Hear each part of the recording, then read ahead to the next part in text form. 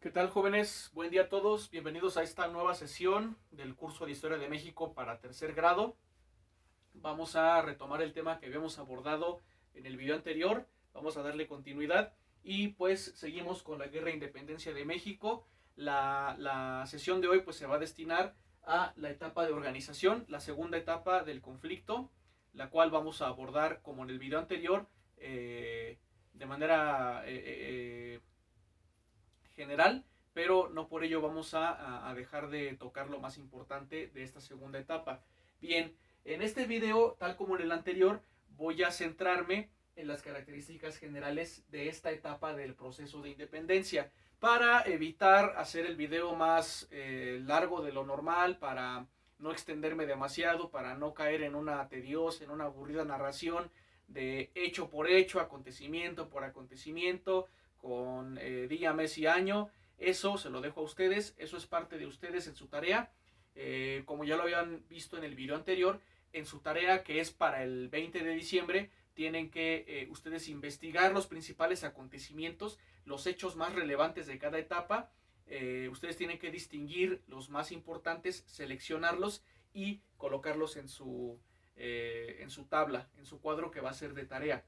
Bien, sin mayores preámbulos, pues voy a comenzar con esta segunda etapa. Entonces, dentro de la Guerra de Independencia de México, la segunda etapa es denominada etapa de organización, la cual transcurre entre 1811 y 1815. Características generales, bueno, dentro de todas las que tiene, las que consideré más importantes, más relevantes son estas tres, las que más me interesa que ustedes rescaten, que tengan en cuenta, que aprendan, que no olviden, son estas tres.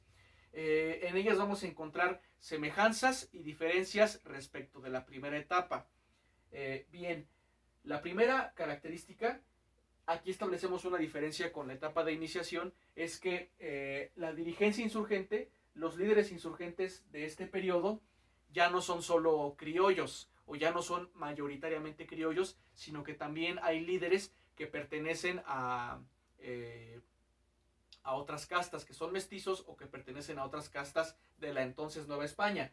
Ejemplos, pues aquí les puse tres. José María Morelos y Pavón, que es el más importante, es el personaje principal de esta segunda etapa, que era mulato. Morelos era mulato, es decir, era producto de la mezcla entre españoles y africanos. Entonces él, por decirlo de alguna manera, pues él era mitad español, mitad africano. Hermenegildo Galeana, que era subordinado, que era mestizo, y Mariano Matamoros, que también era subordinado de Morelos. Bien, entonces esta es una primera característica con la cual establecemos una diferencia.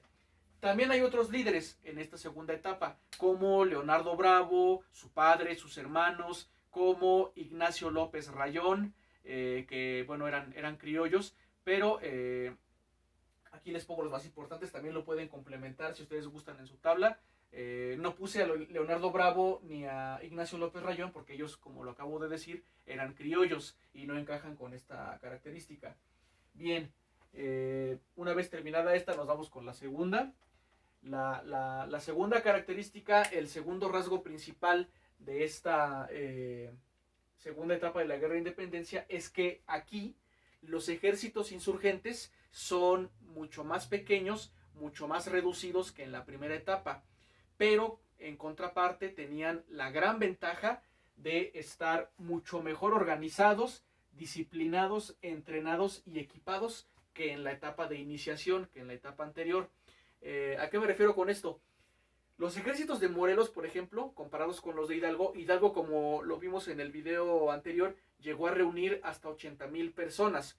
Sí, pero eran personas de diferentes edades, eran personas que no contaban en su mayoría con un equipo de equipamiento militar, con un equipo de guerra adecuado. Muy pocas tenían armas de fuego, la mayoría, como lo vimos, tenía machetes, hondas, con piedras, palos, instrumentos de labranza. No eran soldados propiamente dichos. En cambio, los de Morelos eran menos, eran 5,000 en promedio, pero todos, o la gran mayoría, estaba bien organizada, muy disciplinada, bien entrenada y equipada. Aquí sí la mayoría cuenta con armas de fuego. La mayoría, reitero, tiene una buena coordinación, organización, disciplina, entrenamiento, equipamiento, armas de fuego con sus municiones, y eso les daba una gran ventaja. El hecho de que fueran menos, pues también les daba gran movilidad, y eso explica en buena medida el gran éxito de Morelos como estratega, como militar. Bien, esta es una segunda característica en la que establecimos una diferencia. Como anécdota, para que les quede más claro, cuando Morelos inició su lucha por la independencia, se le acercaron 60 hombres, 60 personas. Se ofrecieron como voluntarios para acompañarlo en su lucha, pero él, a diferencia de Hidalgo, Hidalgo aceptaba a todo el mundo. Morelos seleccionó de esos 60 solo a 13. Él consideraba que solo 13 le servían como soldados, solo 13 le servían para luchar. A los demás, pues, los destinó a otras tareas. Espionaje, provisión de recursos, recaudación, siembra para alimentar a sus hombres, ganadería, etc. Ese es un ejemplo de lo que les quiero decir, una muestra clara a través de una anécdota. Bien, tercera y última característica en la que encontramos tanto semejanzas como diferencias respecto de la etapa anterior, la etapa de iniciación, es que en esta segunda etapa, al igual que en la primera, la lucha por la independencia tiene un carácter social y político a la vez. Es decir, no solo se busca, los insurgentes no solo buscan la independencia, no solo buscan separar a México de España, no solo buscan crear, construir un nuevo país, liberar estas tierras del dominio español, sino que también buscan una mayor justicia social, mayor igualdad, a través de el combate a la desigualdad, la abolición de la esclavitud, y en el plano político darle una organización más profunda, más detallada, más sólida a la nueva nación, al nuevo país. Como ejemplos de esto último, aquí Morelos fue más lejos que Hidalgo, dio un paso más, un paso adelante respecto de Hidalgo. Lo tenemos aquí. Morelos, en los territorios del sur que él controlaba, organizó un congreso, el Congreso de Chilpancingo. Chilpancingo, pues que es una localidad que hoy en día es la capital del estado de Guerrero.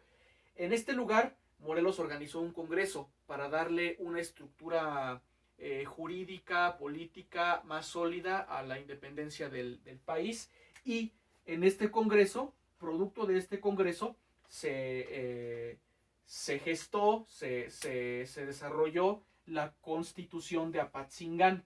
Reitero, a resultas de este congreso, como resultado de las deliberaciones, de las reuniones del Congreso de Chilpancingo, es que un año más tarde se redactó la Constitución de Apatzingán,